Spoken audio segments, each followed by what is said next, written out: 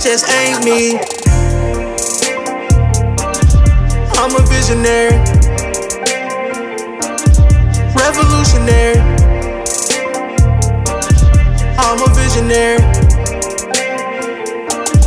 revolutionary. Fuck all that talking, my nigga, let's link. Bring your bitch ass up the street. I'm through with the talking, I'm done with the beef. What's going on, everyone? It's KB the Mark, back to bring you the news. On today's Wrestling Report, we have many stories to discuss, starting with update on Fatu to WWE, plans for the Bloodline, a WWE star returns after a 9-month injury hiatus, this is why Dominic Mysterio doesn't wear a mask, an absent AEW star training for in-ring return, and many more stories. Please don't forget to leave a like on this video, subscribe to the channel, and push that notification bell to stay up to date. Now, without further ado, let's jump into the news.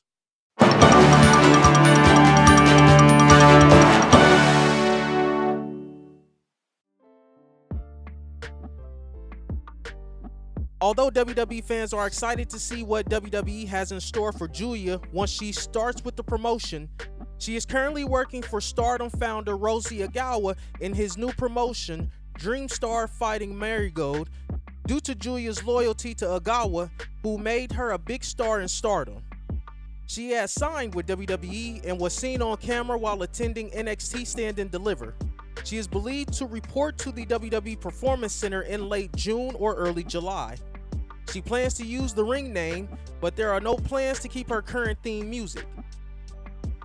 Regarding her in-ring debut, the plan is for her to work NXT Heatwave on July 7th, where she is expected to compete in one of the NXT Women's Championships at the event. It's unclear whether that is the women's title or the NXT North American women's title. According to an announcement, Julia was injured during the main event of the new promotion on Monday. Julia suffered a right wrist injury during the bout, causing her to miss Hana Kimura Memorial Show on May 23rd and other upcoming events. Julia's right wrist was injured in yesterday's inaugural match. Today, her doctor examined her and diagnosed her with a fracture. Unfortunately, she will miss the Hana Kimura show on the 23rd and upcoming shows for the time being. We apologize and thank you for understanding. Julia and Saray are expected to go one-on-one at Marigold's July 13th event at Royal Goku Sumo Hall. We wish her a speedy recovery. It looks like AEW will be getting one of its stars back shortly after being away for over a year. Tay Mello shared in a recent social media post that she is getting back in the ring to train for her in-ring return. She's been away first due to a back injury before taking time off for maternity leave, as she and her husband, Sammy Guevara, welcomed the birth of their first child last November. At last year's Double or Nothing pay-per-view, they announced the exciting news. She wrote the following in a post on Twitter: "So happy to be able to be in the ring again. With a lot of patience, I'll get ready to be back. It's a whole new body, and I still feel so weak inside. I got frustrated a couple times, had to hold my tears and keep going. My body was my baby's home for 40 weeks, and now I'll get stronger. Not just for me, but for her too. It's a long way to go, but I'm closer than yesterday." Mark Henry's contract with All Elite Wrestling is slated to expire after signing with the promotion in 2021 at the Double or Nothing pay-per-view. Just like Paul White departing from WWE to join AEW, it was a surprising move as both stars had been with WWE for such a long time. In Henry's case, he had been with the company since 1996. Henry became an analyst on AEW Rampage when the show started that same year on TNT. In addition to working backstage as a producer, scout, and mentor, Henry has described it as something of a psychology coach. Fightful Select Sean Ross Sapp reported today that Henry's AEW contract is expected to expire this month. It's unclear whether the two sides have been talking about a new deal or if Henry is preparing for the next chapter in his career. Outside of AEW, Henry is also a regular on Busted Open Radio.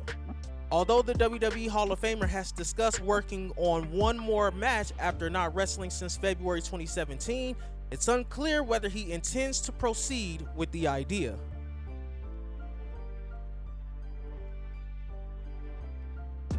Things are changing for WWE later this year and in early 2025 as it moves its television programs to different networks. WWE made a deal with Netflix that will see Monday Night Raw move from the USA Network to the streaming service beginning in January 2025, while WWE got a raise for SmackDown's rights to $205 million on average per year currently from Fox, as they will get $287 million per year in its next deal from NBCU when the show moves to the USA Network. NXT is slated to move from the USA Network to the CW Network. The Raw deal is for 10 years and more than $5 billion, valued at least $500 million per year. Figure 4 Wrestling Online's Josh Nason had notes from the JP Morgan Global Technology, Media, and Communications Conference Monday, where TKO head Mark Shapiro talked about WWE and UFC. This is where he noted that as part of the deal with Netflix, they will also do a lot of ancillary shoulder programming next year, including a reality series that is like the popular F1 focused series Drive to Survive. There are also documentaries planned about the careers of its stars. Earlier this year, NASCAR also got a similar show. The series has been credited for the massive increase in F1's popularity in the US, helping them secure a new big money deal with ESPN. Shapiro also noted that WWE will expand its deal with Saudi Arabia over the next 6 to 12 months, and an enhancement will be announced this month. This could give a better look at the company potentially holding WrestleMania or the Royal Rumble in the country.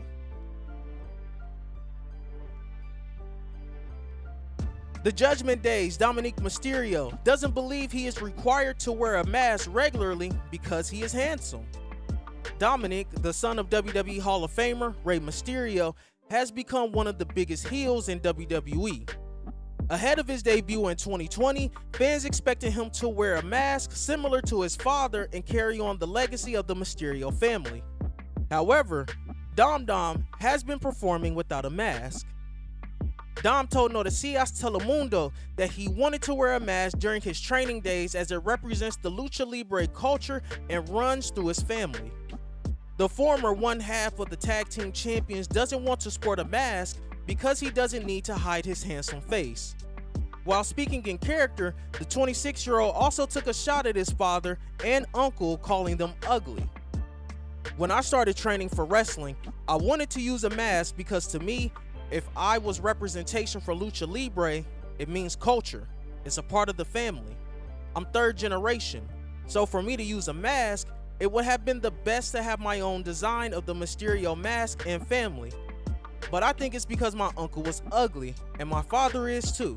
While I happen to be handsome, and so, if you're handsome, you're handsome. So no, I didn't get to wear the mask. WWE Hall of Famer Booker T wishes that there was a system akin to WWE NXT when he was taking his first steps into the world of professional wrestling. Since October 2022, the 5-time WCW World Champion has served as a commentator for the Gold brand, bringing decades of experience to the developmental show. Speaking on his Hall of Fame podcast, Booker reflected on being able to watch talent grow as part of WWE NXT. It's something special to watch these young guys grow up that way. I can only wish that I could have had that kind of experience growing up in the business. It's a great system for these young guys to actually be able to springboard. Booker went even further with his assessment of WWE NXT as he stated that he's living my best life as part of the NXT crew. Sonya Deville has been out of action since suffering an ACL tear on the July 28th episode of SmackDown. This injury came at a high point in her career, abruptly ending her title reign with Chelsea Green. After a long road to recovery, she is now ready to return to the ring. During WWE Raw this week, a backstage segment featured Shayna Baszler and Zoe Stark. As they talked, the camera panned over to reveal Sonya Deville standing with her arms crossed. Deville approached Baszler and Stark, indicating she wanted to talk to them. Despite DeVille's attempt to engage, Baszler and Stark showed no interest and walked away. This brief interaction left viewers curious about DeVille's intentions and her role moving forward. Michael Cole provided little context, but he did clear up her status, noting DeVille's 9-month absence due to injury.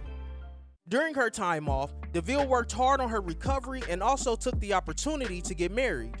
Her dedication to returning to WWE has been evident, and her return marks an important moment in her career. Fans are eager to see how she will be reintegrated into the roster.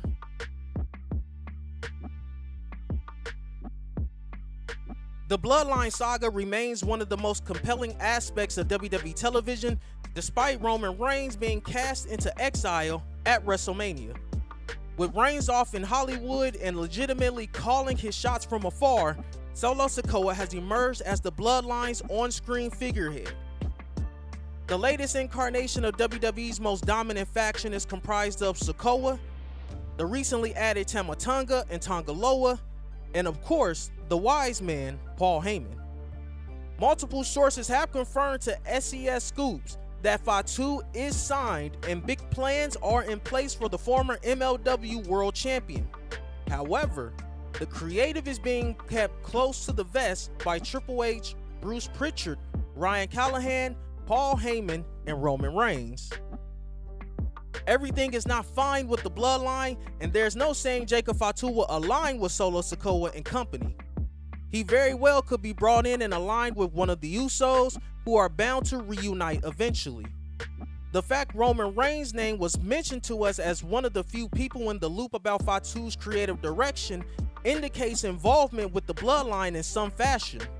As for Heyman, he's been caught in a few very uncomfortable positions over the past few months as the Bloodline's leadership has undergone drastic changes. Once Fatu debuts, when Reigns and The Rock eventually return, and the Bloodline storyline reaches its ultimate conclusion, you can be sure Heyman will be there. That's it, guys. Thank you for tuning in. Please feel free to express your opinion below. Be sure to check out more videos from the channel. Remember to like the video, subscribe to the channel, and push that notification bell for daily wrestling videos. Once again, I'm KB the Mark, signing off. Until the next one. I started with nothing and came out a king. I've been the one that's been ballin' for rings. It's been me and my team and we chasing the green. My team be the shit, we ain't ballin' for free. My team be the shit, we ain't ballin' for free.